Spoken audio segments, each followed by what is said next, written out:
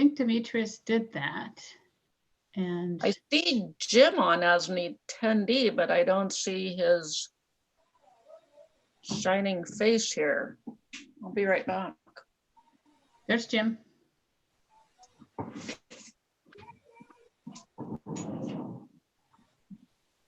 Okay, do you hear me now? Yes. Yes. Okay, do you see me? Because I don't, No. No. but I'm right here. Okay, There's a thing called video, stop video on the lower left screen of the laptop, and there's start video. start video on the top right here. There we you go. No. I should have showed.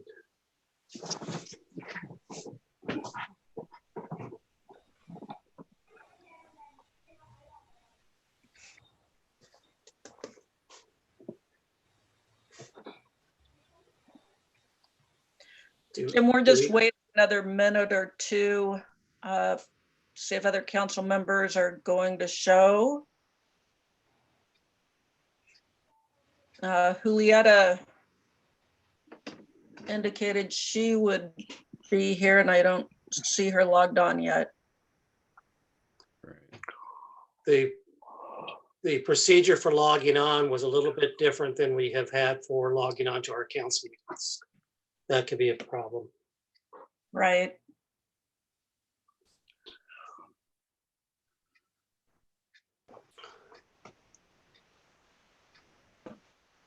Demetrius, is there a way that we're able to just send a link that people can just push one little link to get on in the future? Yeah, that'll be an option. I'll make sure that gets sent out from now on. Okay, are you able to do that for Julieta right now? Are you able to send her something? Yeah, I can do that. Great, thanks. I only had to push one link. Yeah, me too. I had to actually put in a code. Yeah, you have to put in a password. That's required now, I think, because of Zoom bombing. Zoom bombing? Yeah. Nefarious people going in and doing stuff that's not appropriate. Almost sounds like a new dance, actually. Zoom bomb. Maybe it'll become one. You and Jim should get together and create that. Sounds like a good song. There's that sensation right there. I'll play the music and y'all can dance.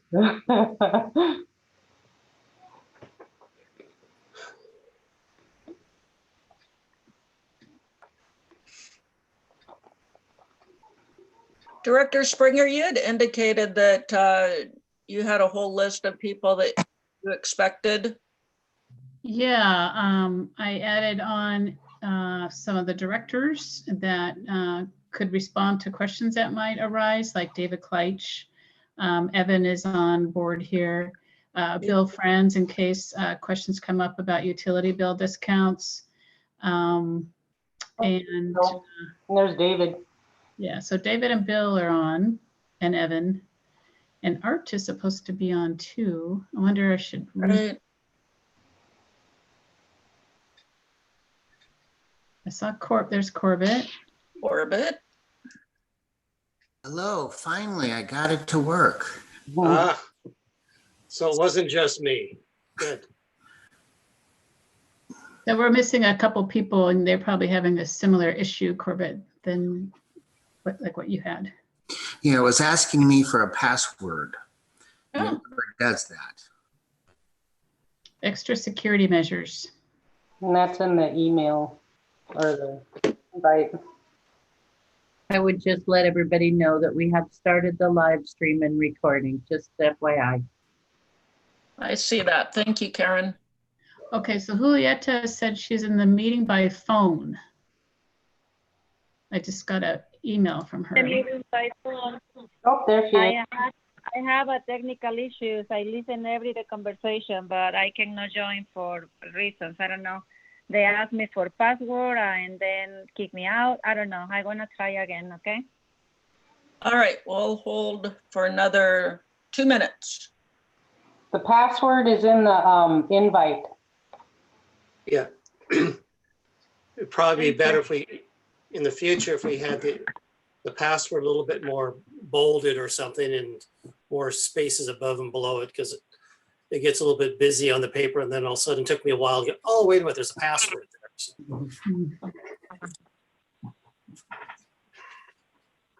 We'll get this system down eventually. Just in I time didn't- to I go didn't back. have a I did not have a password. Christine, did you have a password? I did not. I didn't either. Of course, I'm the well, host. Mom likes you best. Yes.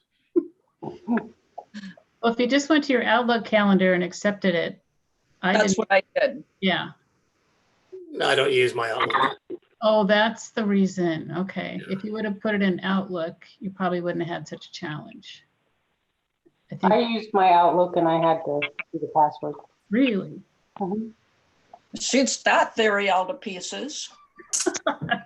Well, it asked me if it wanted me to start the meeting because it thought I was a host, but I just said I'm not a host. And Yeah, that was also part of it, was it looked like you just pushed it to get on and then it wouldn't allow you. So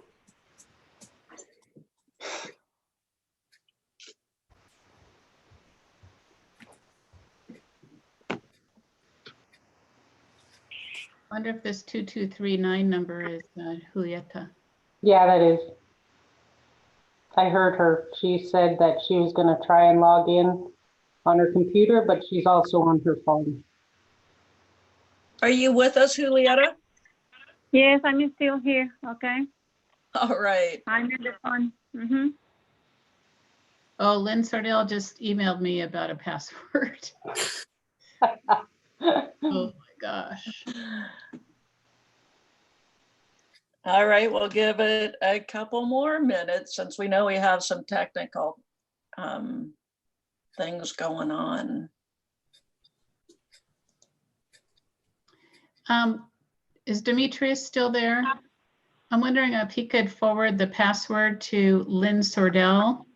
Lynn is now a panelist in the meeting, so he's in it now. So he's having, oh, there he is. Okay.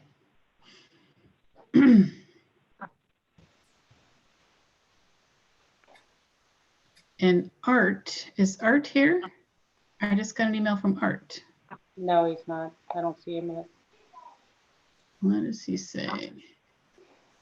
Please unmute me, Art. There he is. Yeah, So this is Art. Yeah, Oh, he just arrived. Ah, Can you hear me?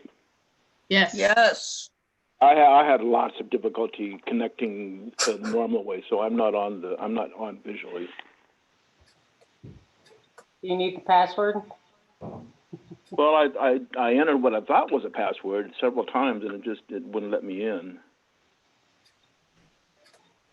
there were two numbers. Is it the large one or the short one? I forgot. The large one, right? The 989 number? No, it's the 692. Oh, okay. 989 is the actual webinar ID. Sonia, this is Lynn. Can you hear me? Yes. Okay. I see you just asked to be unmuted. Yeah. Okay, thank you. I'm live now from Linwood. Okay. All right.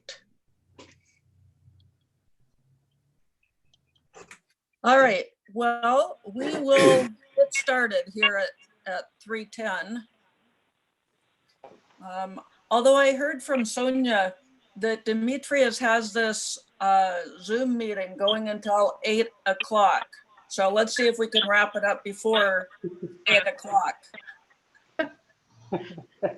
I could get my guitar out if we go too long. Yes. All right, so I just wanted to first reiterate the purpose of our special COVID-19 meeting. And normally this is our monthly finance committee meeting, but pursuant to the motion and the vote by council, we will push our finance portion until after we have our COVID-19 finance related issue discussed.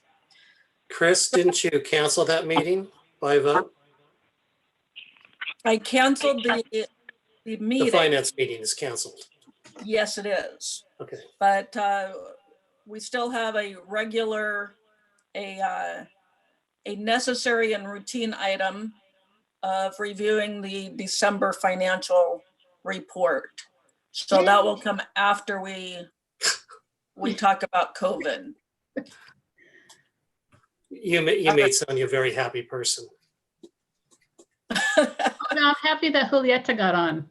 Oh, okay. Hi, Julieta. All right.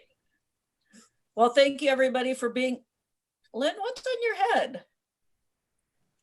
Oh, that's your hat. Your hair. You're muted. I couldn't tell. It was a bit shadowed. We'll just leave it at that. Muted. Never. Thank you for being here, Lynn. All right, so I just want to reiterate the expectations for our agenda meeting are to look at COVID related items. And as we do that and we look at what our current budget is and our current spending, that we keep in mind that we will come out of this at some point. And I would like us to make sure that when we come out, we're ready to do business again as a city and to go forward in whatever format that looks like. And I know that the mayor has asked all of the directors to recommend budget reductions. And I just wanted to take a moment and appreciate that the directors have been doing that. They've been looking hard at their budgets and looking for ways that they can reduce expenses during this time. So thank you for doing that. On Monday night, we had quite a discussion regarding finances. And before we get back to those specific items that were put out there, I would like to ask Director Springer to review where we believe that we're at right now and the best estimate that we have for what our finances are likely to look like. So to that end, she has created a more detailed agenda for us. Yes, actually, Corbett and Art put this together to expand item number 1. So we make sure we cover the points that are needed to cover in this COVID-19 finance related issues part of the budget or part of the meeting. So Council President went through the purpose and expectations of the meeting. So now, and she also reviewed Monday night's meeting. So I will do item C, overview of the financial impacts as a reminder of what we talked about, I think April 9th. And that is this document here. That was your last meeting. It just as a reminder that the general fund is going to get hit really hard, specifically in sales tax. And I have not updated this yet because I haven't received any new information specific to our city. We'll be getting the February sales tax in next week. So we're 2 months behind, so we'll get February in. And I will adjust these accordingly if we see impacts early on like that. And the assumptions that I used might change if it becomes apparent that they're off from what we actually receive in sales tax. But so far, I've forecasted about a $3.7 million reduction in sales tax revenue, and that represents about 16% of the entire 2020 forecast for sales tax. I use different percentages for every month, which will be tweaked as we get more information. Also, admission taxes, a reduction of about half of what we normally receive in a year, so $360,000. Estimated reduction of recreation fees. We're currently closed at the recreation center right now. And this is based on reopening, I believe, in May, or is it May or June? June, I believe it is. If this does not represent closure in June, if that happens, it'll be an updated number there for reduction of revenues. And estimated reduction in fines and forfeitures, those are the red traffic cameras, the speed zone cameras. Schools aren't in play anymore. So we're estimating a 10% reduction there. I think that might be low. So I will definitely keep on top of what's happening there and update this accordingly. So right now we show a hit to the general fund of 5.16 million, or 9.3% of the total forecast for 2020 revenues.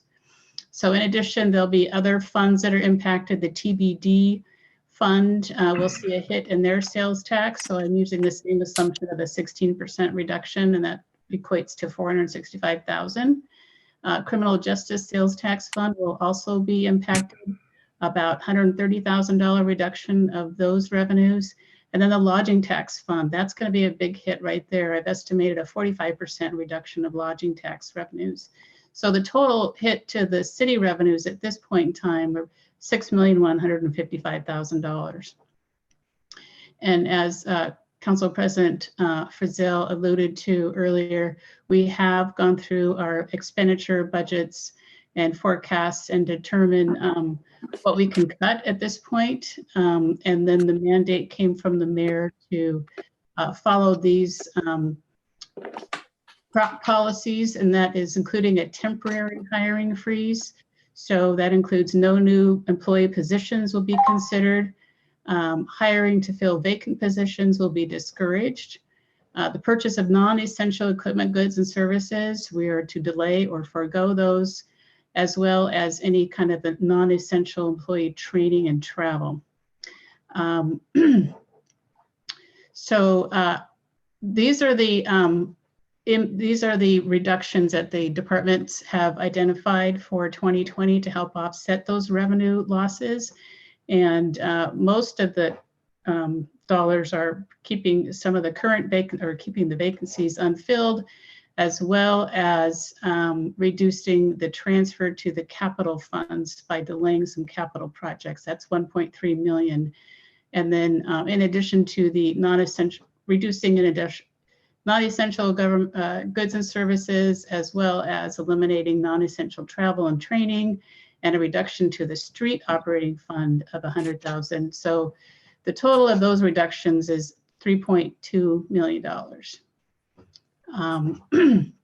So there's other policy considerations that could be discussed in the future with the Council Finance Committee and eventually the Council. And some of those options include diverting all permit revenues to the general fund instead of now a portion of them go to the EDIF fund, temporary use of the revenue stabilization fund, but that would need definitely a plan to replenish that fund. There currently is $6 million in there. And then there's stimulus packages that could come forward that might help cities like us, but so far that hasn't happened. All right, are there any questions from council members or others about any of these projections?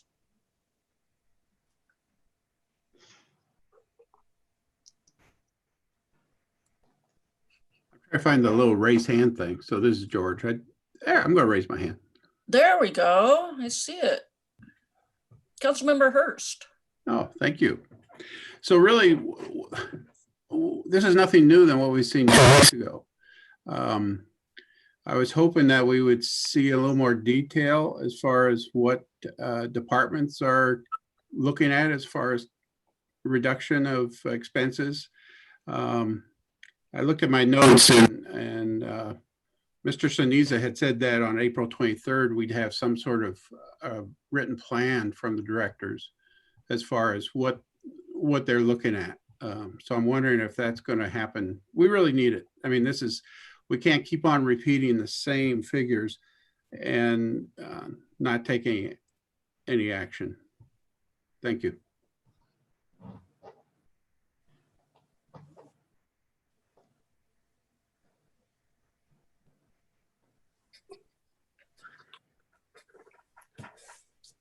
All right, any other comments? I have one. I kind of follow up a little bit on what George had said. I'll be a little bit more specific. This has been going on for what, 5 or 6 weeks, 7 weeks that we have, at least 5 weeks that we've been on kind of lockdown.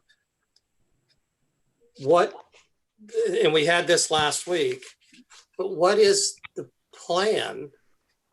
Or what is new other than it's gone out to directors to come, that's going to be getting back to it. But what has, from the administrative side, what new has happened, or what is a new plan? Is there, you talked about, I've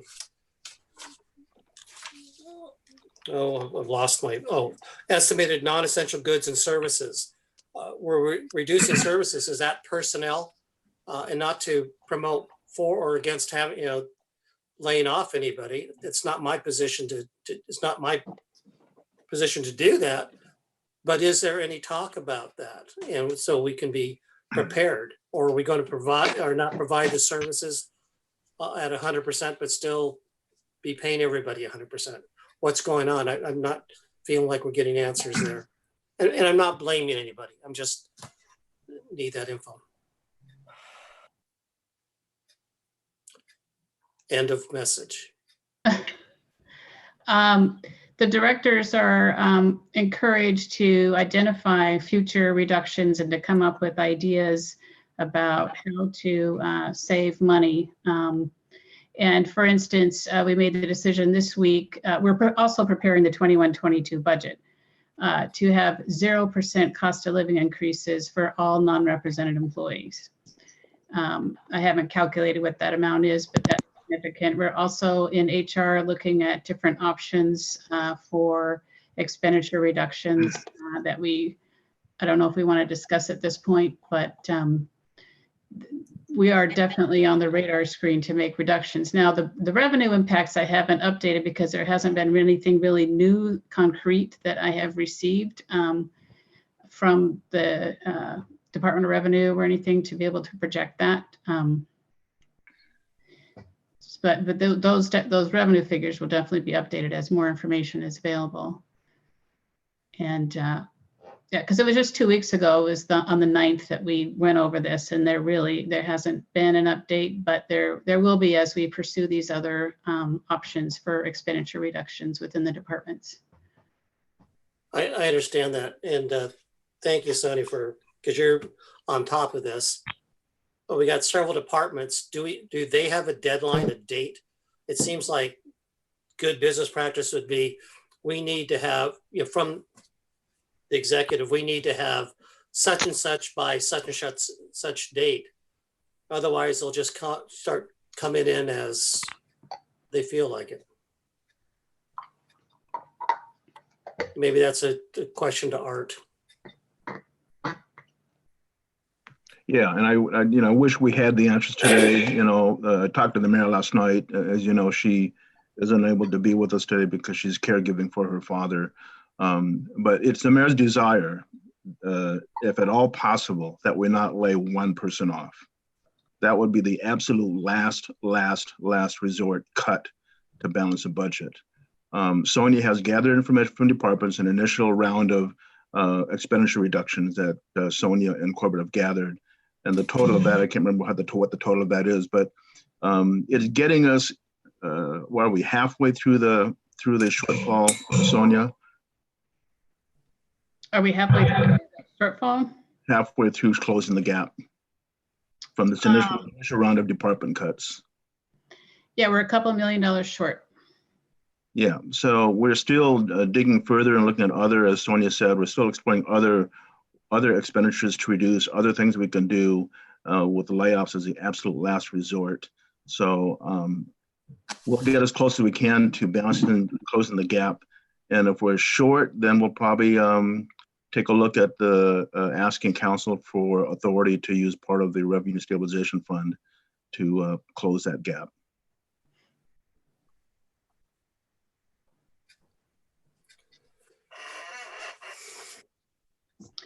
And that would be just a temporary gap measure. We really have to address long-term financial impacts for the 21-22 budget, which we're working on now.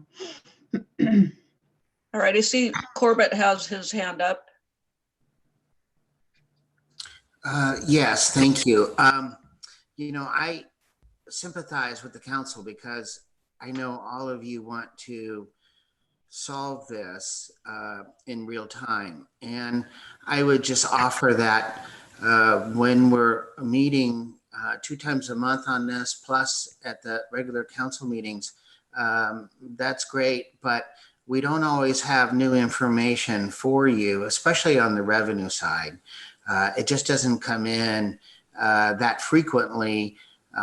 So monthly is the best that you'll really see changes in our revenue numbers. And, you know, we are very early on in this very unusual situation. So we're trying to find the sweet spot on what are the remedial measures that are needed, and not too much, not too little. So we're on this every day, virtually all day. But I just would say at this time, some of these meetings, we're not going to have a lot of new data for you in terms of numbers that have come in since the last meeting. Yeah, and I would add, Corbett, thank you. I would add part of the trickiness of the situation is that it's a moving target. I mean, if we knew for sure what the revenue shortfall was for sure, then we probably would move much quicker to close that gap and have a solution to rebalance the budget. But it's a moving target. And Sonia, of course, is very closely monitoring the actual revenues coming in versus what we had planned for. So we can get a really good sense as to what the true gap is. And I know Sonia has mentioned to me that, you know, it's going to be critical to see what the April numbers, the actual April numbers look like compared to what we thought they might look like. Because in April, we were assuming, what, a 50% reduction in sales tax, Sonia? 30%, I believe that's correct. Well, for 30% for March and with a 50% for April? Yes, I believe. Yeah, so we need to know how close on target we are, and we won't get those April numbers until when, Sonia? June. Yeah. And just a reminder that when we get those in June, Department of Revenue has given people an extra 60 days to report. Mm-hmm. So first, people who are businesses that are reporting in the first quarter do not have to have their first quarter numbers in until June, which means we don't know what those are until July. So it's gotten quite messy with being able to forecast. So, Council President Frizzell, I've had different feedback from this about the DOR, you know, the taxes. I had heard that they are required to report their sales, but they are they've been extended to pay for 2 months. Is that what your understanding is? No, okay, both reporting and paying. No, so anybody who wants can ask for and receive an extension, but quarterly reporters, which are generally smaller businesses, have been given an automatic extension until June. But monthly reporters, if they ask for, they are being given a 60-day extension. So, and from my day job, I can understand, I've got businesses that are closed and there's just no way that they can report if they're not allowed to be in business. And that's a factor for a lot of companies. So it holds us up in what we would like to do, which is to know how big the hole is. Councilmember Hurst, I see your hand has been up. Yeah, I think the hole is a lot bigger than what we're even looking at, honestly.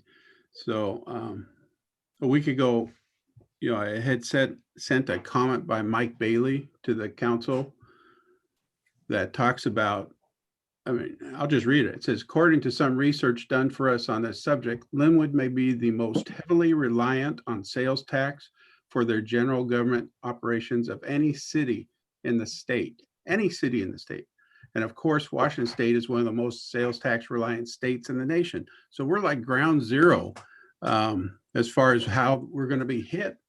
And we're going to be hit hard, I do believe. I don't think this recession or this downturn is going to be an immediate bounce back.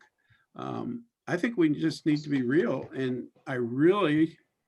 we have to have something from the departments to tell us what their plan is. If their plan is to not lay off anybody, and that's a wonderful plan, then give us some idea of what cuts you're thinking about.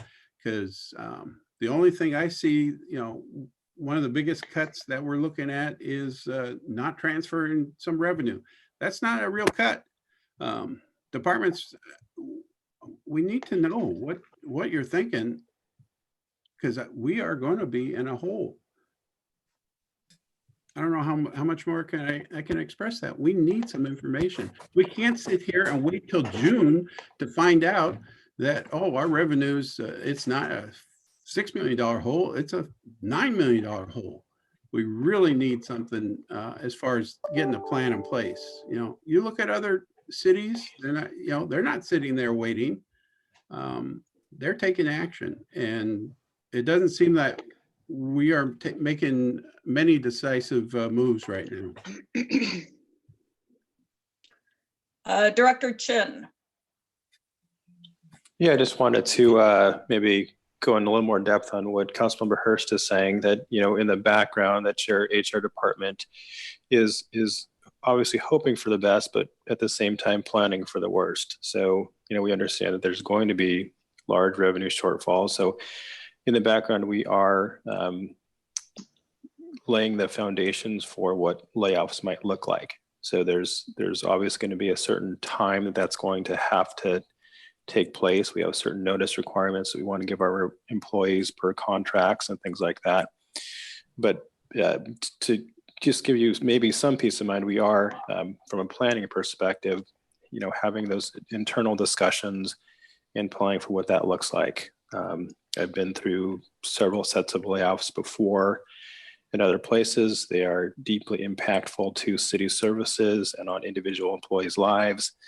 But we are planning for that as a possible eventuality. And of course, the mayor, that's going to be her last option, because that means that we're probably cutting city services as well as programs.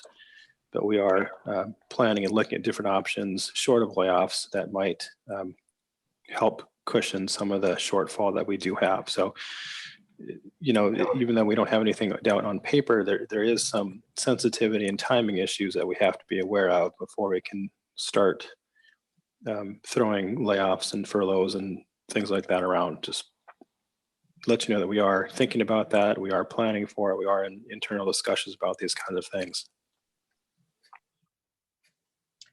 Councilmember Ross. Yes, thank you. This is good information. I appreciate everyone's concerns about the lack of detail, but it is extremely difficult to project what's going to happen here and recognize that. I think we need to be cautious, because this may be a long-term, well, it is going to be a long-term situation. We may bounce back not quite as well as we hope. So we do need to be cautious, but I can't imagine something that would qualify more for the stabilization fund than a worldwide pandemic. So I assume this is going to be the only apocalypse that any of us face in our lifetime. And if this is not the time, then there isn't one. So let's be sure that we don't spend it all at the beginning of the tragedy, that we continue to take care of everyone as best we can. And, just keep planning, just keep trying to figure out what's going to happen. We really can't do more than that right now. I believe we cannot do more than that right now. Thank you. Janella? Your hand is raised. Yeah, I just wanted to say that I've been to a couple of, or a few of them, presentations from different organizations about the situation that's happening right now with the finances and everything. And from what I have seen on these different, there was one from California today that I, was a part of or went to. And then there was a SCFO one for the Snohomish County. A person presented there, and we seem to be what Sonia is presenting is on track with what these other places have shown, the percentage wise of the reductions. And Ruth said about the revenue stabilization fund, that would be the best option right now, I think. Anyways, just my 2 cents. Council Vice President Sessions. Thank you. I feel like, the information we have already is good information that we could be moving ahead, planning, changes, cuts for the future with just the information we have. I think though we need to, like others have said, give more grace to our finance folks that, we only get to see what we get to see. I mean, that's just the way it is. And so we can't even possibly expect every 2 weeks we're going to get an update on that. So, but we do, the information we have now, I mean, just that $6 million, more than $6 million is enough for us to start taking action. Like George said, I would like to hear more at meetings like this about what are the options that, and I appreciate Evan piping up as well about that, but what are the options that we're looking at of cutting so we can start making those decisions now? Because I mean, I appreciate, I respect and appreciate Mike Bailey and what others have to say, but I just want to say, duh.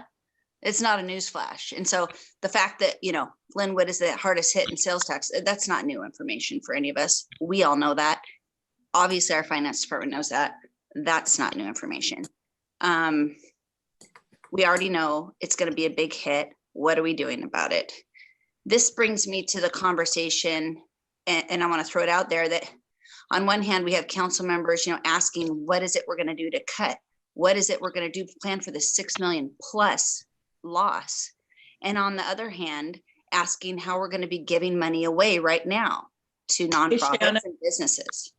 Shannon, I'd like to hold the discussion about giving money away to item number E on the agenda. Okay, that's fine, but I'll finish just what I'm saying. Sure. Is that it still is part of the conversation that we have to have a balance. But if the cities our size are not getting, and we haven't seen the money yet, so I don't want to plan on it until we see it. I know that there's legislation starting, but if we haven't seen it, we can't plan on it, just like our own households. And so, I want to work with what we know. I don't want to guess. We already know it's going to be at least $6 million. So let's just at least work with that. And I think there's work we can do, activity. All of us can start making decisions on that. And I love how our finance director is conservative with the way she does things anyway. And I think if we're conservative with our cuts and our thinking now, that if it turns out to be a better bounce back than we thought, or all those good news things, yay. But we should plan for the worst. Thank you. All right, Councilmember Smith. Yes, first wanted to just address Corbett. I agree with you that a lot of times there's not new information as far as the stats are concerned. So every 2 weeks does seem to be a bit much. So we're not expecting more than a monthly update of some of this information. That said, we're not looking so much for an update as the information that we've had, as much as wanting to know what is the plan. And I know it's not just the finance department as far as what the plan would be. You would just assemble it. But when our constituents ask us, well, what's happening in Linwood? What's going on? As council members, we can't just go out there and say, I don't know, it's not our job. People aren't going to accept that.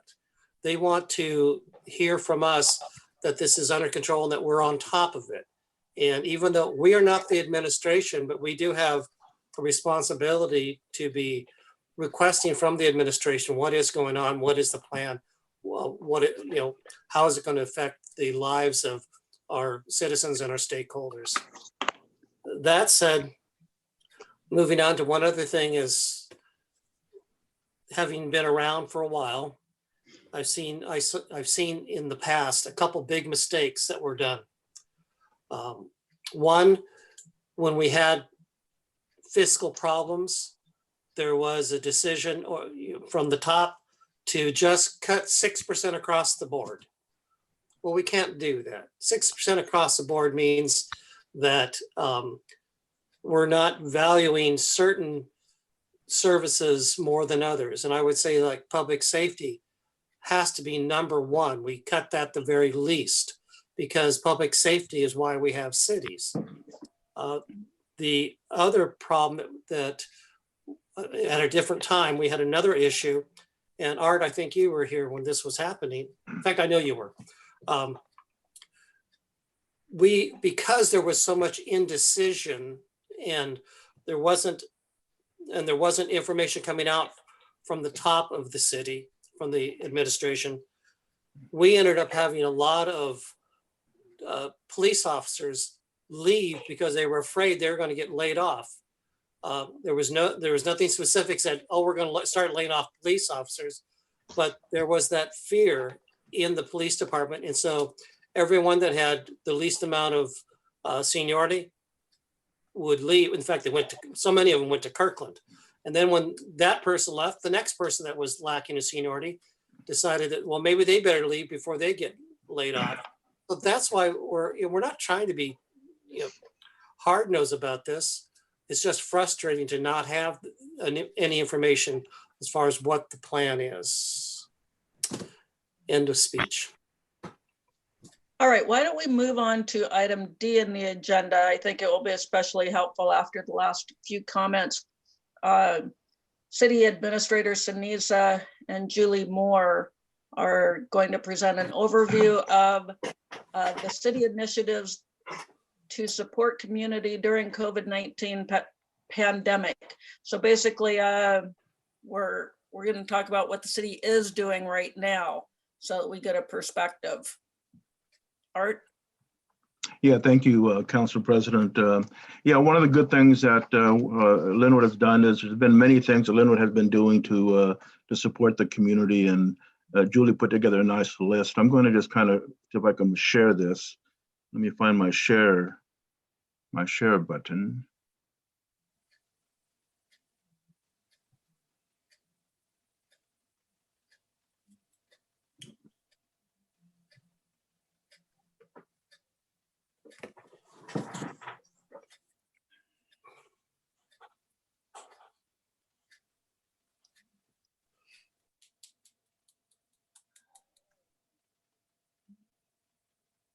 Okay, was it successful? Do you see something on the screen that says example list? Yes. Okay, this is just a list of some of the things that the city has been doing, and Julie can provide more detail.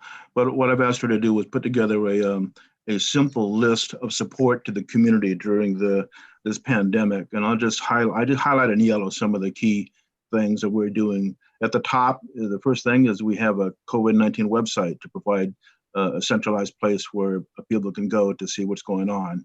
As you know, we have e-news, social media, and other mailers as part of our enhanced communication with the community that we have going on. That focuses on health and safety, messaging, resiliency efforts, and sharing available resources. As you know, from our COVID-19 updates to you every week, We're working pretty closely with the Snohomish County Department of Emergency Management to keep everybody up to date on those things. Linwood Connection check-in, this is the nice thing that we've done to provide weekly friendly phone calls with state city staff for folks out there who are feeling socially isolated, and it's offered in multiple languages. Our police department and community health and safety section do checks on homeless individuals. We participate in the countywide SAFE team effort to conduct focused research, focused outreach and engagement with the homeless. We also provide support to the Linwood Food Bank by helping to recruit volunteers, share them as resource. And the police department is providing traffic control on distribution days. And the last one there, serving as a connector and a bridge to help connect people with the right resources. So of course, that includes resources to available grants at the federal level, loans and other resources. We are continuing to promote businesses that are still open, and we're working very closely with our Economic Alliance on the Washington Emergency Small Business Grants Program, as well as we're staying in very close contact with our DC congressional delegation. And of course, Senator Murray feels very optimistic about a relief package for cities. So these are just some of the things that we've been doing. There's other things that's not on here that probably David Kleitch can share in terms of the other things we're doing with businesses. Julie, anything I'm missing here as far as sort of an overview, high-level overview? I don't think so. I mean, we gave the update to council on Monday night, so I didn't want to like go into too much detail again, rehashing all of that again, but I'm happy to provide follow-up details if there's any specific questions, but that's kind of the broad overview of what we're doing. Jim, I see your hand is up. Is it still up from last time?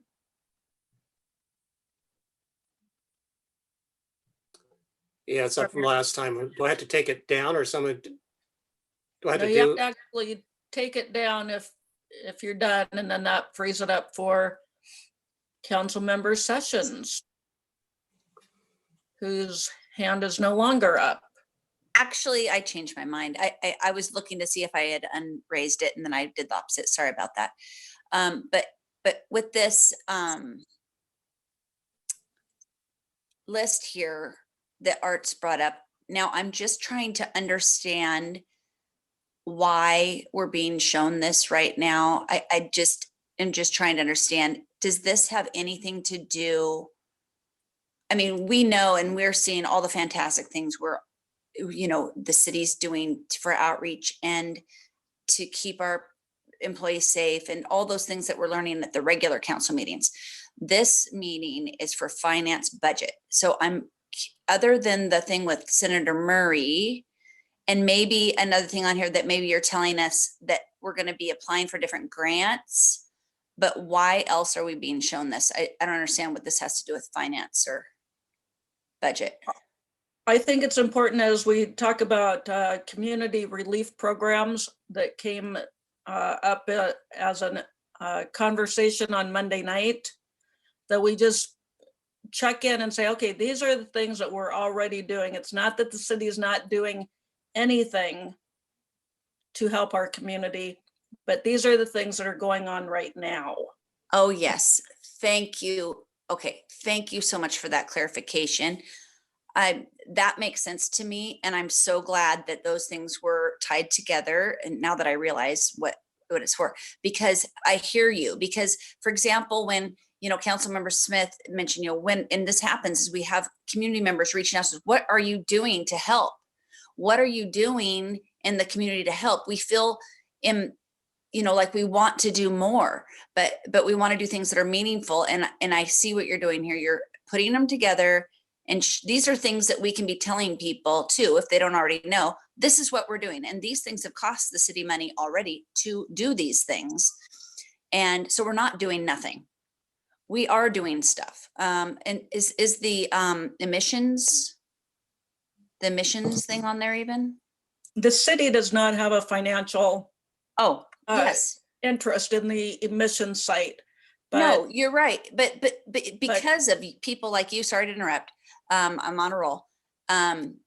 but because of people like you, Christine, and other staff at the city, that was able to be put together. If it wasn't for the city collaborating those groups, it wouldn't have happened. I mean, that I think Correct. should be put on the list, actually. I mean, even though we're not funding it, those are the things that we're doing in this community with nonprofits that we are doing to help.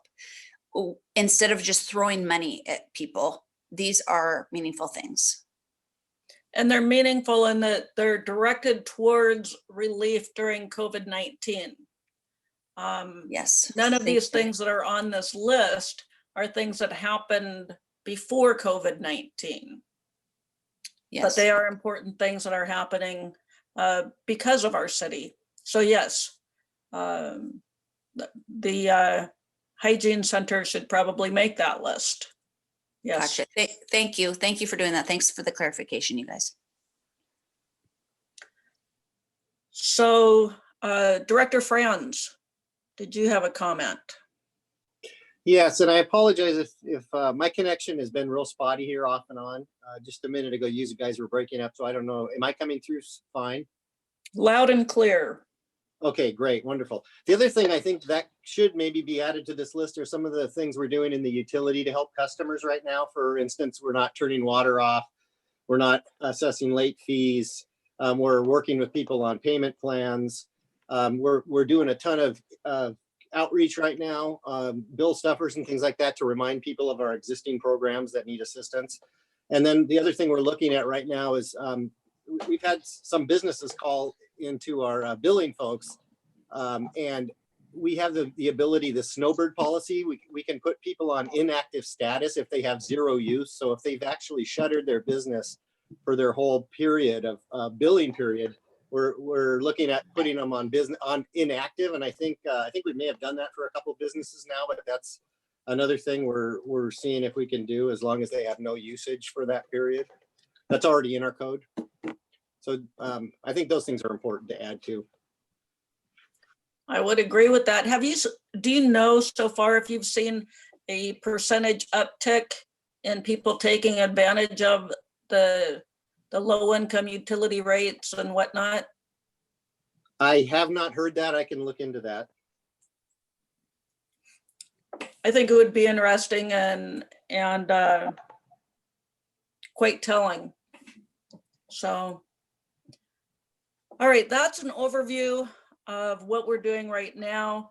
And I think that that's a great lead in as we go back to our discussion from our Monday work session, as we talk about objectives and feasibility of city-sponsored community relief programs. We've all just seen that we've got a very big hole to climb out of financially. And if Councilmember Hurst projections of $9 million are something to be considered, which I give that a lot of validity there. We don't have extra money laying around, just like we don't at our homes. And it's very important that, as I said earlier, when we come out of this COVID period of our lives, that we're still financially able to carry on business. I've heard of some businesses that are considering bankruptcy already. Not businesses, some cities, because they don't see how they can come out of this. Whoever was around and decided that we needed a revenue stabilization fund many years ago, kudos. As much time as we spent last year as a finance team trying to figure out when the next recession was going to hit, never imagined this. So I'm glad that that we have this fund. So as we think about, as Council Vice President Sessions said earlier, before we think about giving away money, we think about all these things that we've just talked about. And if we're going to consider that, we need to know, well, where would the money come from if we do want to hand it out? I agree. Our community is in dire straits right now. I don't see it going away in the next month or two. I think that 2 or 3 months from now may be even more important time to help our community. Those are my comments. I just want to open it up for discussions from anyone else as to objectives and feasibility of community relief programs. Councilmember Ross. Thank you, Council President. I would just want to piggyback on what you just said. And I think that probably the most difficult aspect of this is figuring out the balance between saving for tomorrow and trying to find some relief for folks today. It would be irresponsible of us at this point to do anything but wait for the facts to come in. We don't know how big the hole is going to be. And I just think taxpayers expect us to be as responsible as we can be. And that means we need to be ready for what could be a long haul. So it's a wonderful idea. It's just not the time, and it's not a responsible use of taxpayer money. And you can change my mind with some facts, but I haven't seen anything that changes my mind. And I think that what you said needs to be reiterated in that it's taxpayers' money. And if we spend it now, that means that when budget time comes around, then that's the only way that we have to get revenue into the city is either sales tax or property tax or some from the rec center. But those are the two biggest players. And I want to make sure that we're responsible for or responsible to the 38,000 people that live in our community. City Administrator Seniza. Thank you, Council President. I just want to share on behalf of the mayor because I talked to her last night, and one of the, well, two things you want to say to the council today, which was just want to thank the council for its leadership during this difficult time and how closely you all are working with her. The second thing she wanted just to share was just her concerns. She wanted to make sure that we as a city don't raise expectations in the community, that we can, come to the rescue because we're in a tight spot ourselves.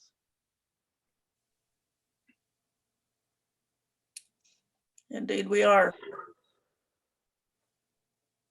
All right, Councilmember Hurst.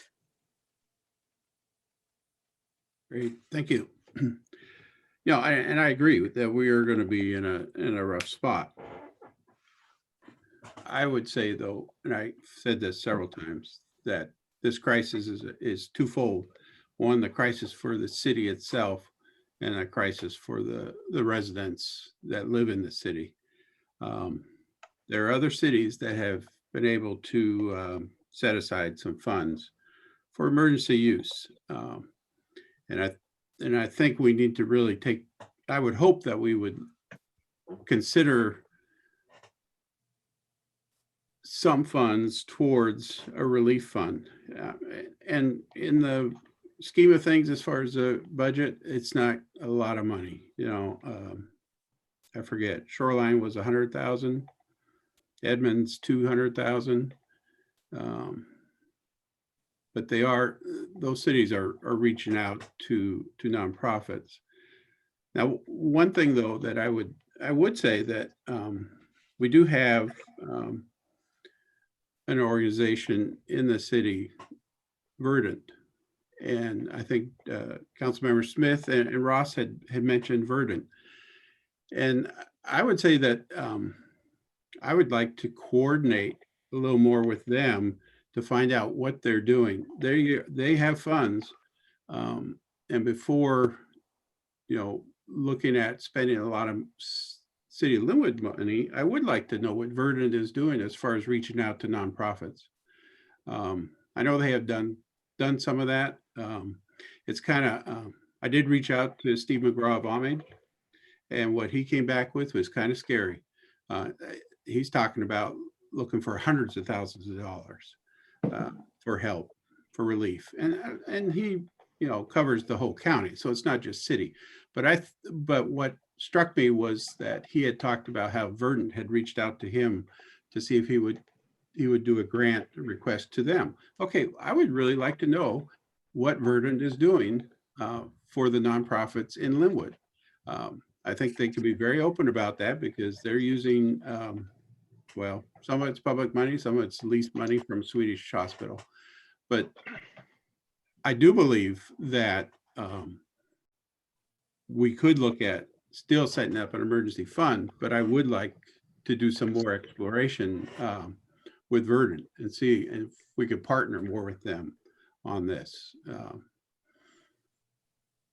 I just don't want us to focus on, let's save the jobs of city employees. That's important, but we also have to remember we as electeds represent the community members as well. And the things that I see we're doing is great, but we're basically telling people go someplace else to look for funds, go, and we are limited. I mean, it's not something that we can do, but there are some nonprofits that might not fit into the Verdant type of organization that they would support that do help residents. And so I guess what I'm saying is I would like to still explore this, but I would like to have a real serious discussion with Verdant. Thank you. Council Vice President Sessions.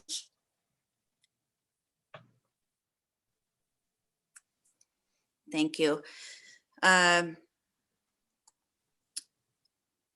So everything, and I already said it before, but that of course, I know we're all concerned that, I mean, if we can't even make ends meet, how are we supposed to help other people make ends meet? With that said, if there was, you know, if Director Springer found $100,000, you know, or $200,000 that makes sense, maybe even something that was actually saved because of COVID, you know, some money in the city right now that's been saved over the last couple months because it's being closed, or whatever. If the money's found creatively in some way and we all feel, or we do get some sort of stimulus package that says you must limit these funds to your community or something. I think we still have to have a plan if we get the money, if we find the money, of who and why and what we want to do. And it's okay to talk about that. And I think it's okay also to make sure, for me, my biggest concern is that I am not in any way, I don't care at all for getting, you know, acknowledgement that we did this. I just care that whatever money goes out matters and that we're not putting a Band-Aid on something, because a couple $100, even $1,000 is not anything for these groups. And then also, I'm not in favor of giving money to nonprofits that are already being taken care of and that don't need it. And that don't need it, what I mean by that is, for example, the Linwood Food Bank. They always need help. They always need money. COVID or not, they're helping our community 365 days out of the year, every year. They always need help. So right now they have extra people. Majority of those extra people coming are not Linwood residents. That is not going to be sustainable. Eventually, those people will not be coming to the Linwood Food Bank, for example. Because of this extra time and in need, Verdant, who I happened to be on the phone with for almost 2 hours today, was very clear about what they are and aren't supporting right now. And you can go to their website and see exactly what it is they have supported and why. Even currently, they've stopped funding for all of their other normal grants. Applications have stopped for a couple of reasons, COVID, and they're also in the process of hiring their new superintendent. So there's a few different reasons why they've stopped that. But then what they are doing because of COVID is focusing on immediate needs of essential things such as food. And they are supporting Linwood Food Bank, Edmonds Food Bank, working on Neighbors in Need, and the Nourishing Network with the Edmonds School District Foundation to get food out to the Edmonds School District families. So those things are happening right now. There's other things too, and you can find them on there, and they're very specific to essential needs. But again, those are some large amounts of money that are going towards these nonprofits that don't even usually get those kind of donations. It's a wonderful thing. It's a wonderful blessing. Also, I understand, which I would assume that Councilmember Hurst knows this, that Kiwanis just made a huge donation to the Linwood Food Bank. And then our Linwood Rotary Club just is in the process of making a big donation to Homage. I mean, there's groups, and that doesn't even count all the churches that are working to help these groups that, and you know, we're talking about Linwood, not countywide things, but people who are helping in Linwood, who are serving our people more than normal during this COVID time. Those are the people we're concerned about. I'm not interested in throwing money at a non-essential nonprofit that is not serving extra right now during this COVID-19 time. All that to say, when brainstorming this a little bit more, that if we had, you know, an extra $100,000, $200,000,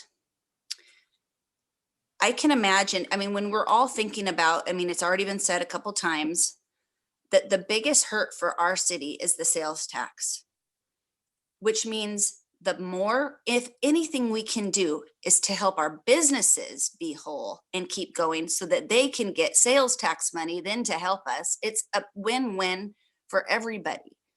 And I feel like if there was a creative way, and I don't really know what that is, but I did take the time to talk with Fong, who's for the Business Consortium, and then Linda Jones. I didn't get to talk to her directly, but indirectly I did, regarding the Chamber and Economic Alliance, that if there was a way that maybe if that money, like if we have 100,000, 200, I don't know, could go to maybe a position that we're hiring somebody or they're hiring somebody with help of us, that all they do is help these small businesses, and maybe we put a limitation on it.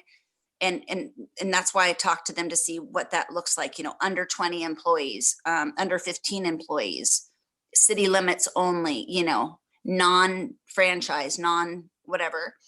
And that an employee or a person walks those businesses through all the paperwork. Because like Fong, for example, was like, that would be super helpful. I mean, he says, you know, my wife and I both, you know, college degrees, and we can hardly get ourselves through this paperwork. You know, if you had somebody that's all they're doing is helping our businesses get through this paperwork to get these stimulus packages or whatever the other grants are, wow, that might make some big difference. That we don't feel like we're just throwing money at, but something that actually can help. And maybe that's an employee for 6 months. Maybe it's for 3 months. I don't know. Or maybe it's somebody that we already have on staff that we don't hire. I mean, I just throwing that out there. I don't know. I'm just saying so that like we devote that person's specialty, you know, I mean, I'm just throwing that out there, you know. So I just really am not for knowing more now about who's being helped by who.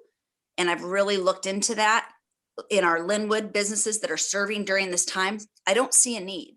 I feel like that's a big waste of money, even if we had it. I mean, even if we had the money, I think it would be a waste, let alone the fact that we don't have it. Sorry, that was a lot. All right, let me check our hands list. Ruth, your hand is still up. Jim Smith, Councilmember Smith.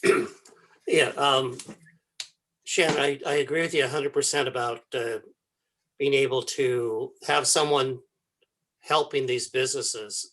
And we've got so many personnel right now that probably are available that I wouldn't be in favor of hiring somebody from outside.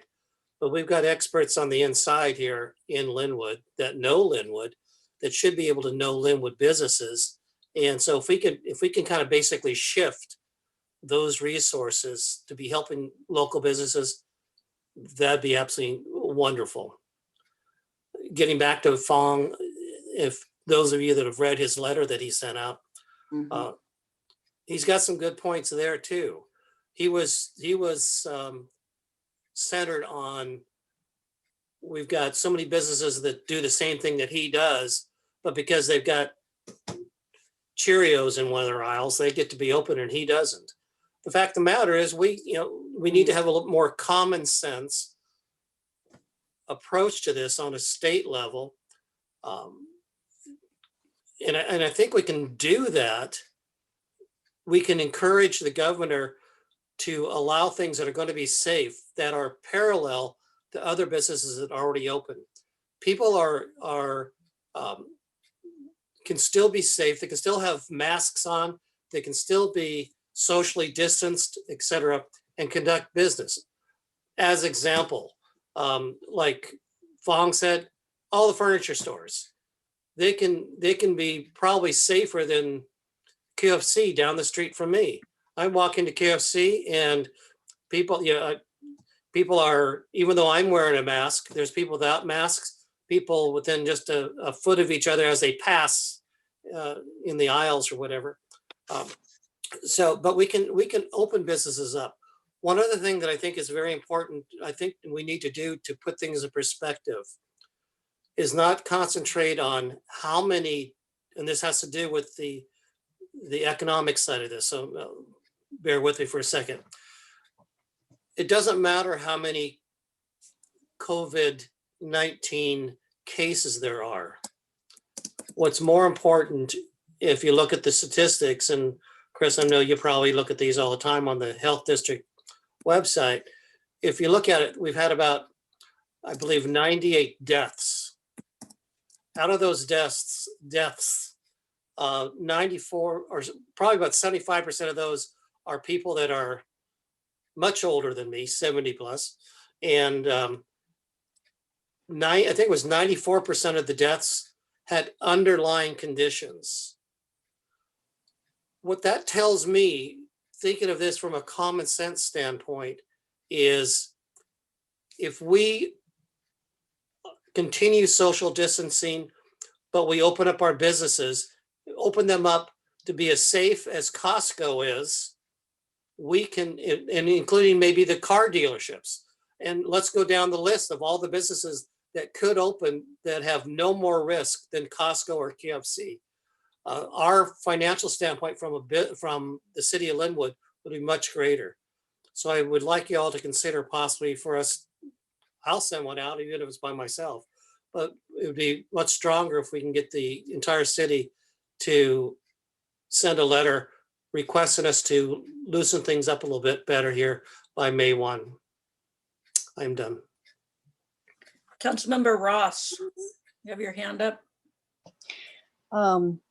Yeah, I'm sorry, but I'm not going to take my advice from you, Jim, about when we're going to open up businesses. I think it's important that we follow what the governor says, that science says. We're already seeing a lot of people who are not social distancing, so let's not give them more opportunities to do so. I was not prepared for these comments because I was going to talk about something else. Okay, thank you. Thank you, Ruth. And I would just reiterate as the council representative to the Snohomish Health District that Dr. Spitters has come out very, very strongly in his press release that we need to continue to socially, physically distance, that is scientifically and health-wise the very best thing we can do to beat this. And my meeting last week where he spoke, he went through many, many statistics and scenarios of if we let up a certain percent, how quickly the virus would come back, and let up another percent, how quickly. And the concern is that there would be a tremendous second wave of activity with this virus. So I'm prepared to go with what somebody who knows epidemiology and knows the flow of epidemics and pandemics, and let that be my guide. That's my 2 cents. Mr. Siniza has his hand up. Thank you, Council President. I just wanted to share with everybody in light of Councilmember Smith's comments about, sending a message to the governor to come up with a plan for reopening the economy. As we speak, there was concern from all of the mayors in the county of the same sentiment. And so as we speak, there is a letter being drafted from all the mayors to be sent to Governor Inslee, encouraging the governor to come up with a strategy, a more specific game plan for reopening the economy and allowing businesses to open in a way that makes sense for the businesses and makes sense for keeping the community safe. So that letter is in the process of being developed and will be sent to the governor here shortly in the next day or two.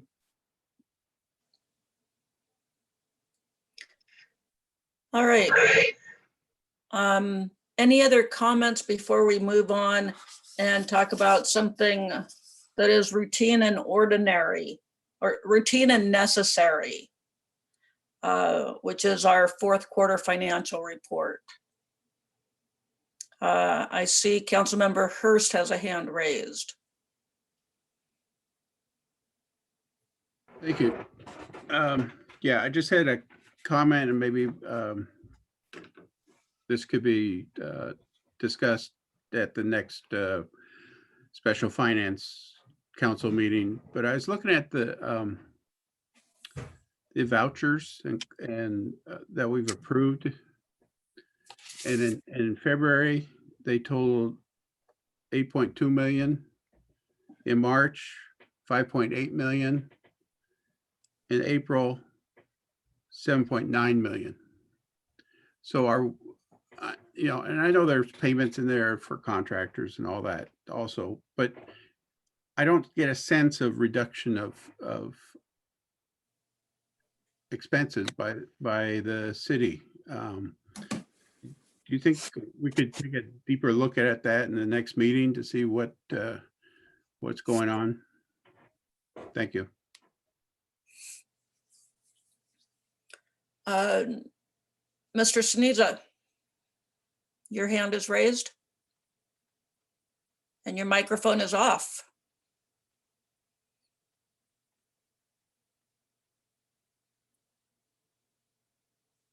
Your microphone is off. I'm trying to find my hand so I can bring it down. All right. Art's hand is back in his lap. Council Vice President Sessions. So just before we move on, I was wondering, Director Springer, have you had the chance to see if you could find it $100,000, $200,000 that maybe we think about? Again, I'm not, I mean, if we don't have anything, I'm not in favor of moving forward with it. But I'm just saying, if you happen to find something that we did save because of COVID or I don't know, some other special magic way that that we could possibly just even start, as President always says, noodle around, the option or not. Art, did you have your hand up on that? Yeah, I was just going to say, I chatted with the mayor about this just last night, and she is we'll ask Sonia to look under our furniture and in our couches to see what is there. And Sonia is going to do that. And then our assumptions, by the next meeting, we may have some options to share with the council on what's possible. Thank you. All right, at this time, we'll change gears a little bit. And Sonia has this great. Chair Frizzell, just a Oh, quick. your hand wasn't up. Sorry. Okay, it is. Oh, wait a minute. Lower There we hand. go. Raise it. Whatever. Now it's gone. Along those lines, I was just going to, I know we're going into the fourth quarter report, and I do see that we, through wise investments, earned a lot of income, like $1.4 million.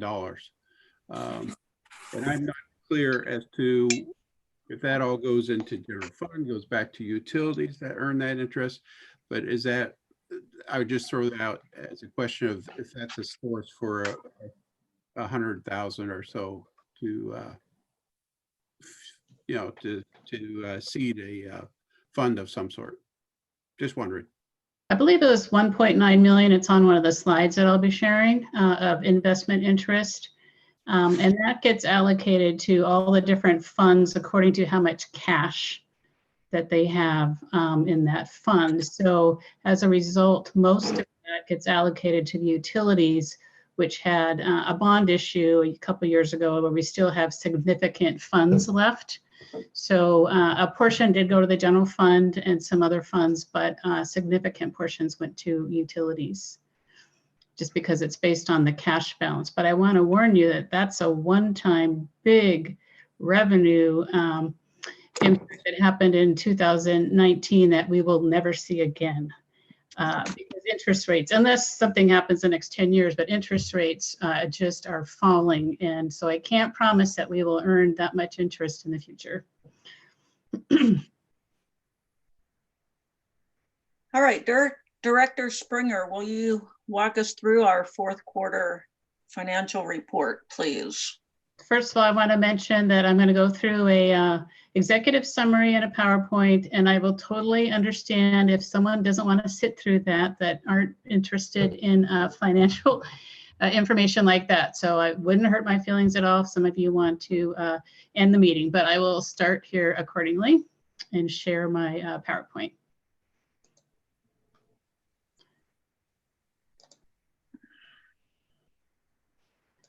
Okay, can you see that? Not yet. Oh, there. Here we go. Okay. Right, so this is the fourth quarter 2019. We just closed the books. We're working on the CAFR. We're working on the audit. Busy time of year for us. But anyway, these are the results of the budget to actual revenues and expenditures, mostly focused on the general fund. But there's a little bit of information about some other funds in here as well.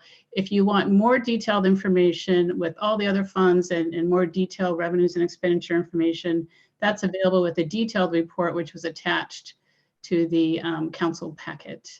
This is just an executive summary overview, so we don't go over 40 pages. Okay, and I should mention that Janella was the one that prepared the detailed financial report. She does an excellent job. I review it, of course, and she's just really done well with that financial report, and ticks and ties and everything balances, Christine. So thank you. Anyway, the fourth quarter is the first year of our 2-year budget cycle. So it's about 50% of the the 2 years expended. And what I normally would expect to see during the first year of a biennial budget is about 48% of revenues come in, and vice versa, 48% of expenditures, with the next year being 52%. So just kind of keep that in mind. It's not going to, nothing is up to 50%. There's a few items that are over 50% when you look at the details, but it's 50% of the biennial budget process or cycle. So included in this executive summary are key financial indicators, the ones that have been identified in the financial policies. We'll be going over those. And like I said before, more detailed reporting is available in the detailed fourth quarter financial report. And it's included in the packet. This is an overall summary of the general fund, what happened for the year. And so operating revenues were $52,307,000 compared to the budget of almost $116 million. That represents 45.1% of the total operating revenue of the general fund. Expenditures were $51 million operating expenditures, and that represented about 45.4% of the total operating expenditures in the general fund. And then we have the transfers. Those are transfers to EDIF, transfers to the capital funds and things like that, transfers to debt service. And so those were at 50% of the adopted budget. And so the net revenue was slightly less than expenditures by 1.3 million. That was expected. And then according to the budget, it's about 1.686 million is what is expected in the budget for the biennium. And we have a rainy day fund. We call it the Revenue Stabilization Fund. So, and we also have the general fund balance. And the combination of those two should equal at least 2.5 months of operating expenditures. And that's according to our financial policies. And at the end of 2019, we did achieve that. We had actually 10,049,000, actually 10,125,000 we had in actual reserves. So we had $75,833 more than the minimum financial reserves. And I can go over why it was so tight. And that's basically due to revenues that were lower than expected and forecasted. This is the economic indicator that's included in our financial policies. Every quarter, we look at the quarter sales tax and compare it to the previous year's same quarter. So fourth quarter 2018 versus 2019. So in 2018, the quarter was $6,271,589 of sales tax, which includes both sales tax from EDIF and sales tax to the general fund. The current period in 2019 is 6.4 million, or an increase of 2.46%. Now, the financial policies say that if there are 2 consecutive quarters that are less than the previous year's same quarter, then we will have to start looking at expenditure reductions, which I anticipate that we're ahead of the game, because that's going to happen, I would imagine, for first quarter and definitely for second quarter of 2020 when you compare it to 2019. So this is the quarterly sales tax indicator, and you can see it went down a little bit compared to the third quarter. The fourth quarter went down, and when you look at the makeup of the sales tax in the detailed report, you'll see a decrease in construction sales tax, and that is consistent with our permit revenues. You'll see we didn't quite come up to what we forecasted in permit revenues, and here it is. Sales tax, or taxes altogether, this includes sales tax, property tax, forth, came in at 47.3% of the budget. Licenses and permits, this is where we were short, and we had forecasted and budgeted about 3% more than what we had received as licenses and permits in 2017. But it just didn't come in that way. One significant reason is business licenses. As you may recall, in November, we transferred over Department of Revenue all of our business license reporting and collecting of business license fees. And as a result, not all the business licenses are due by December 31st. They've scattered or prorated the amounts to be due all throughout 2020. And so the revenues are trickling in 2020 for business licenses. And so they were significantly lower than previous years. And it takes 2 to 3 years to kind of catch up to that tiered due date.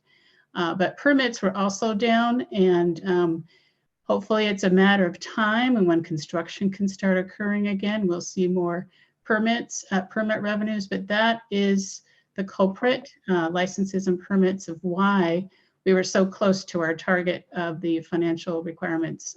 We were only 75,000 more in 2019. In our governmental revenue, 45% charges for services. That was a little bit lower than expected. And most of that difference is probably due to the recreation center. When we had put together the budget, we had included sales tax, but sales tax is not a revenue. And so we're going to be backing that out.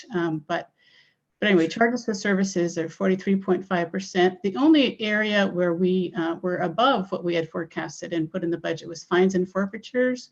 Now these are traffic tickets, DUIs, these are red light enforcement, that kind of thing. So that was at 52.2% of what we had expected in 2019. Miscellaneous revenues, 27%. That's a small amount. I can't recall what the difference is there, but anyway, so totally overall revenues were about 45% of the general fund's 2019-2020 budget. Like I said, 48% is what we would expect. So we're starting a little short. Now onto the expenditures side. This is the general fund expenditures, and this is the category of expenditures. Salaries and wages, of course, is the largest category.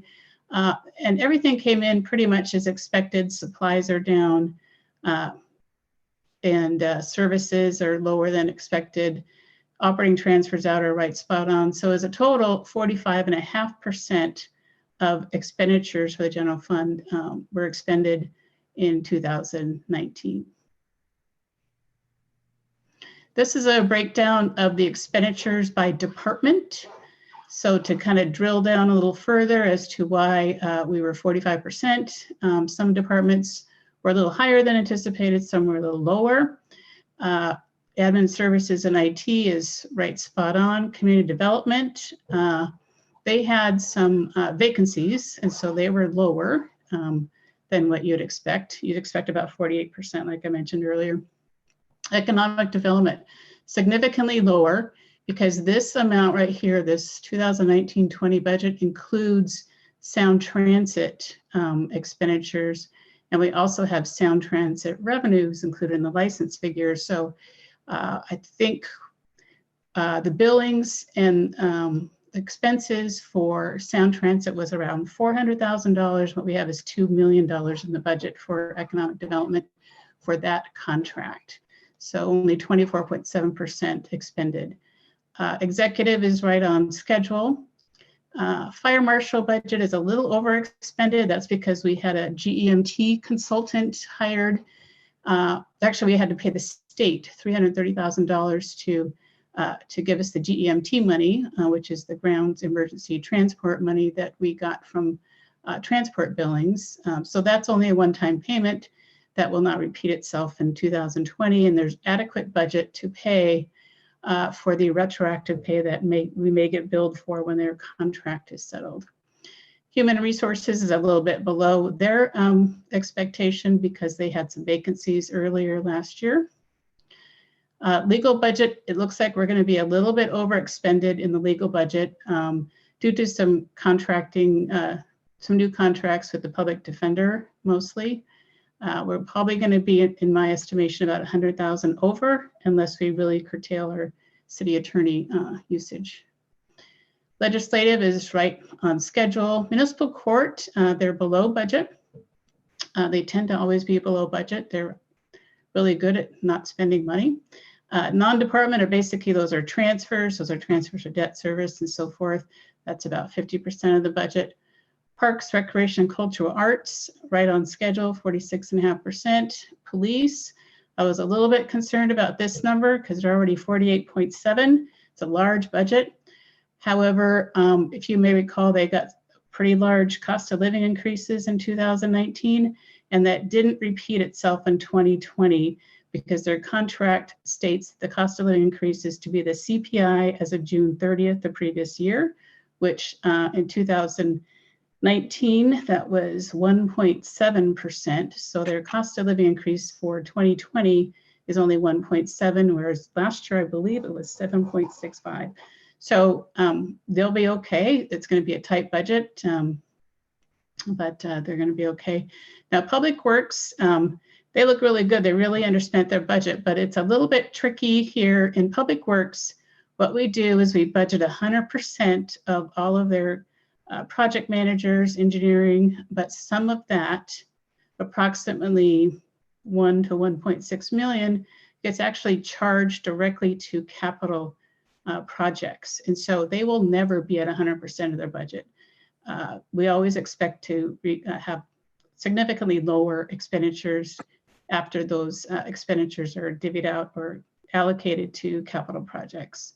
So they're only at 35.9%. Now I can't see the hands. Does anybody have any questions?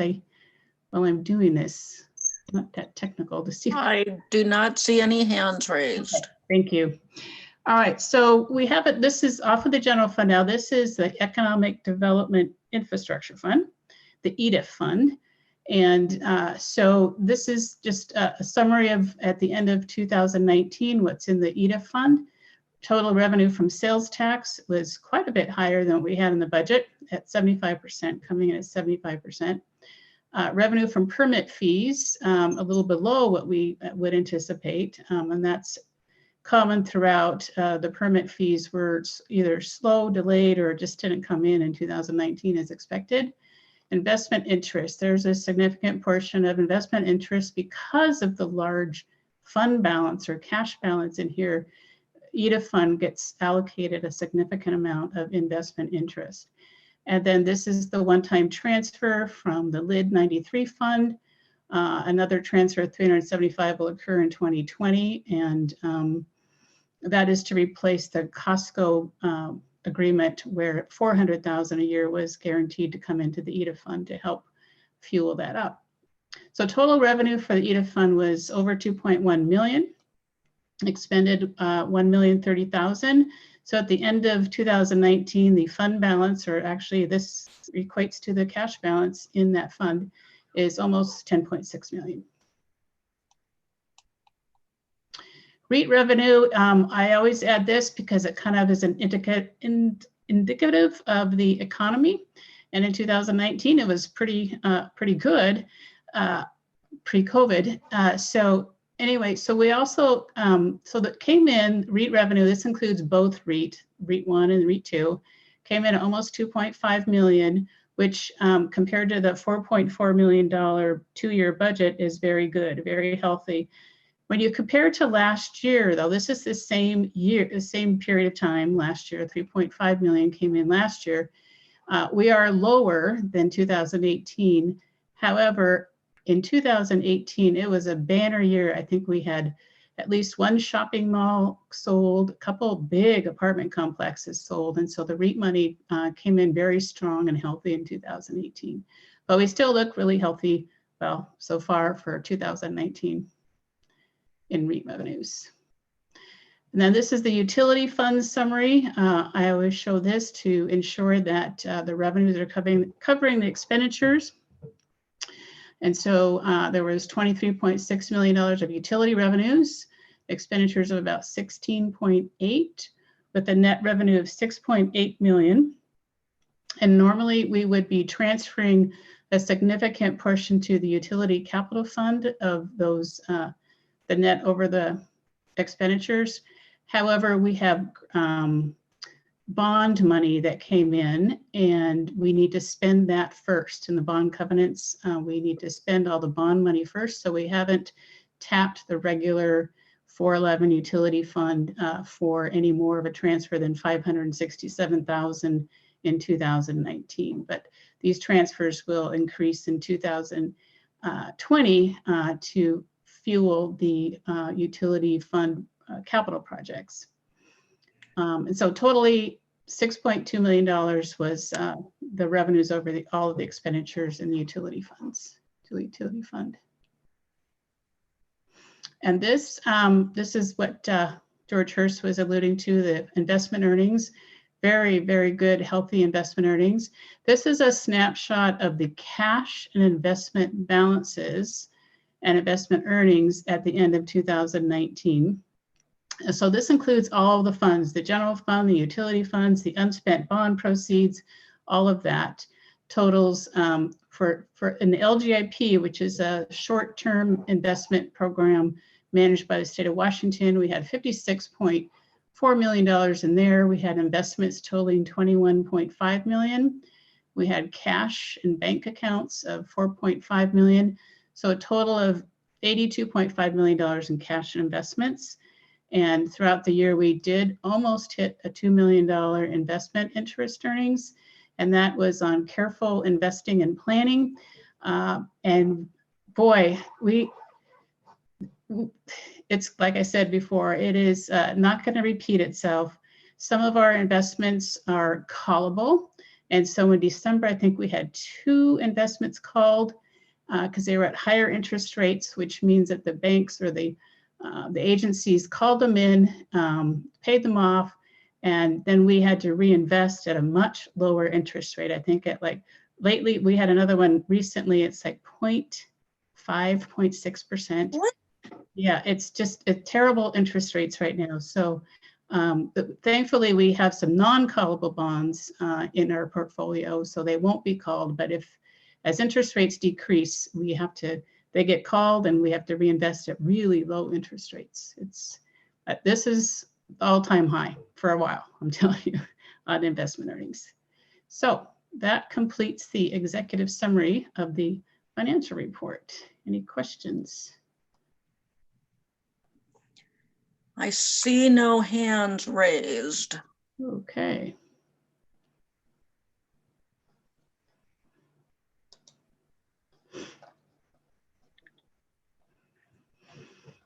Any questions?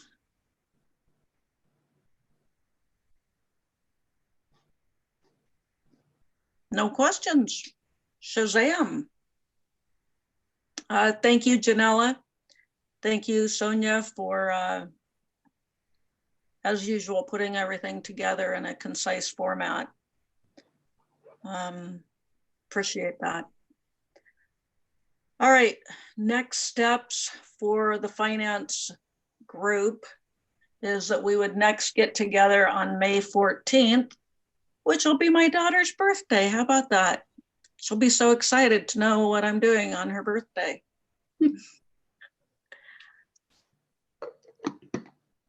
All right, any closing comments? Other than Sonia, we'd really appreciate it if you looked under the cushions. Yes, okay. And in any city vehicles too. You never know. And coat pockets. I once found a $20 bill in a coat pocket. But that only happened once, so one-time money. Mr. Siniza, I believe you're waving at me. Yes, I use my real hand for that Yes. one. No, but again, I just want to thank the council for being willing to have these additional meetings to work with us on the financial situation, because I want to reference back to the comment from Councilmember Smith, who forced me to have a flashback to the 08, 9, 10 crash back then. And that was pretty painful and ugly. And I thought that would be the last time in my life I'd go through that. But here we are again, going through something similar.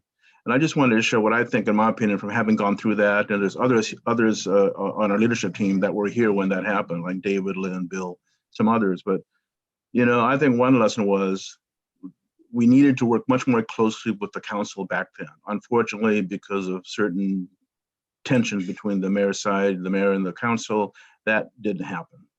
The other thing I felt we learned back then was not to panic or rush into things too soon, because unfortunately, there was a desire of the mayor at that time to assume the absolute worst case from hell.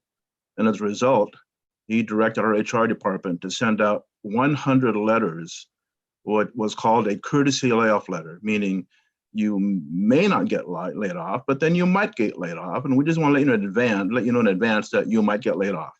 As it turned out, of course, we never laid off anything close to 100 employees. And as you know, even one layoff is painful, very painful to that one employee. So the mayor is being very cautious and prudent, making sure that that she listens to the finance director and her great work on looking at the revenues and monitoring it very closely. I mean, we meet with all of our leadership team every single week, and maybe even twice a week, to really look under every rock and see what the potential actions are that we might need to take. So, you know, before we rush into anything and do something radical that we will regret later, we will continue to work with the council and continue to work closely with our department heads, who I think are doing a great job of tightening their belt, because the mayor back at the end of February, directed departments to start tightening their belt because she saw the potential for a downturn. And so we think that the department directors and Sonia's financial team are doing a good job to stay on top of it. And we'll definitely continue to provide council with more detail as the days go by. Thank you. Councilmember Hurst. Just a question on, I know I posed this question to Chair Frizzell. Insurance committee, are we Traditionally, I think we're supposed to have met today for the quarterly insurance meeting. Do we have a plan to meet? Art, can you respond to that? Yeah, excellent question. We've been looking at that, and under the circumstances, in fact, is Karen, are you on the line, Karen? This has to do with the OPMA state AG guidance. So Karen, you want to speak to that a little bit, that we've talked about this?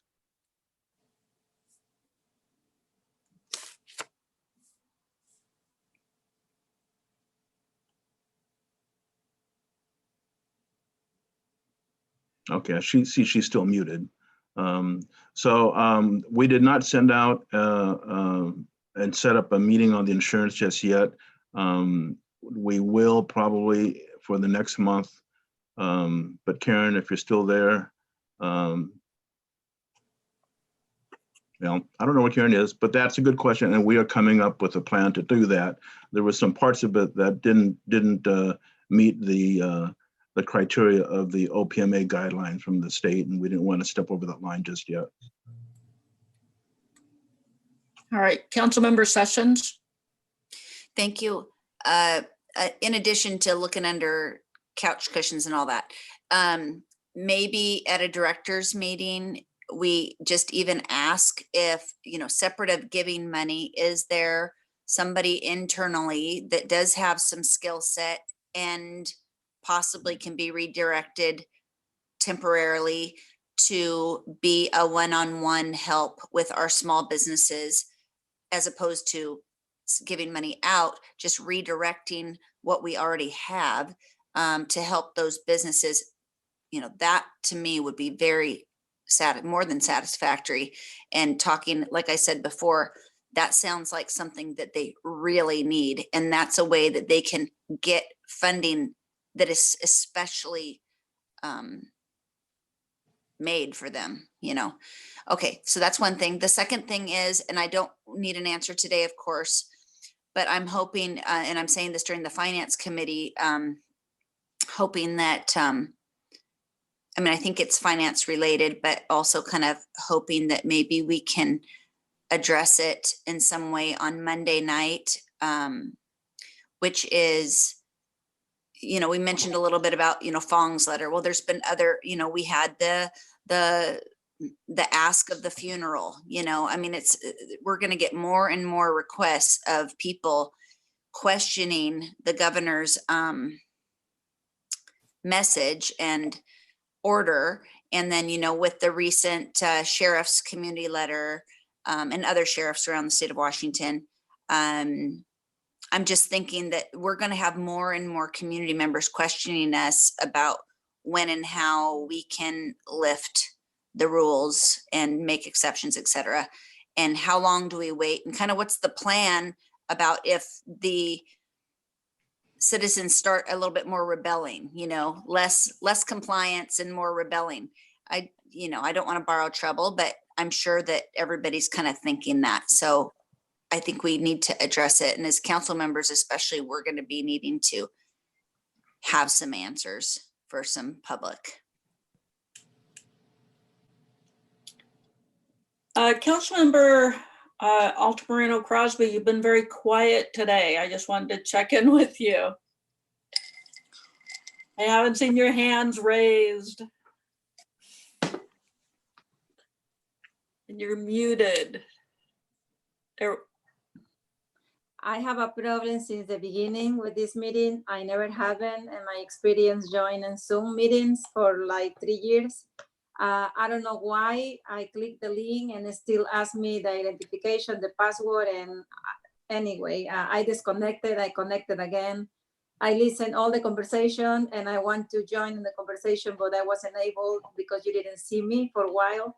So overall, what I heard is like, yes, the communities I receive phone calls also for different members. They have business in the community, and the question they ask is, what is the difference if I open my business, difference to the QSC or difference to Fred Meyer if I have like follow the rules, with social distance, and I have at the same time 10 people. So I think the community, they are ready, all the business. So I don't know how we can manage that. It is made me worry a little bit and concerned, but I put in their shoes, and of course, they losing money as well. So I don't know if follow the health protocols, we are able to do something. I have no idea. And I have another question too. I worry a little bit because Beth Morris is leaving. So do we have somebody that's going to replace her or not? I didn't hear anything yet for anybody. I don't know if I'm the loop. I don't know if you already post the all the information about the employee that we need. I have no idea.